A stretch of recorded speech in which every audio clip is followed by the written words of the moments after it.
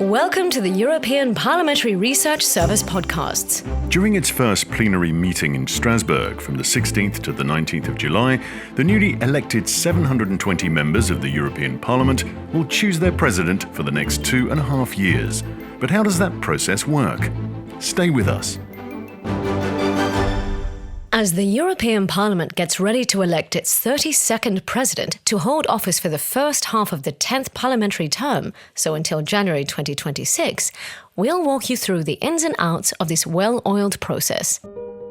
Until 1979, Parliament's presidents were chosen for 1, maximum 2 years, but that changed with the first European election by universal suffrage. And since then, the president is elected for a renewable period of 2.5 years.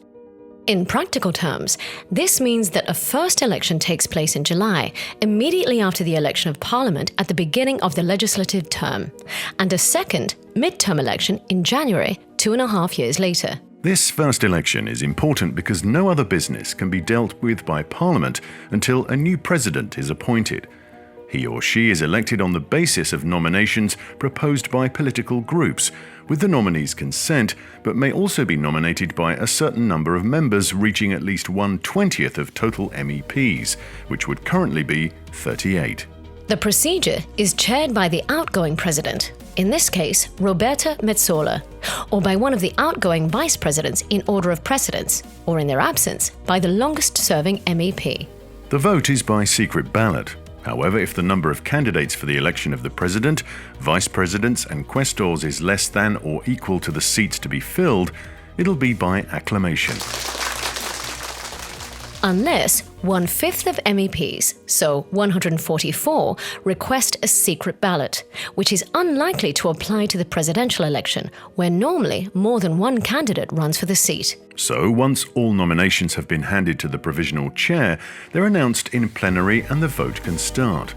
To win, a candidate needs an absolute majority of votes cast, that is 50% plus 1. Abstentions and spoilt or blank votes do not count. For the election of the President of Parliament, an absolute majority of members is not needed. The rules provide for a maximum of 4 ballots. If after the third one, no absolute majority is reached, only the 2 candidates with the most votes go on to the 4th ballot, and victory goes to the one with the highest score. So, what if there is a tie? Well, in that case, the older candidate wins. So, what are the President's main duties? Here's Silvia Kotanidis from the European Parliamentary Research Service. The President has both executive and representative powers. It chairs debates and oversees all the activities of the institution, making sure the rules of procedure are applied. It also decides on the admissibility of amendments, represents the Parliament in all legal and financial matters, and in its international relations.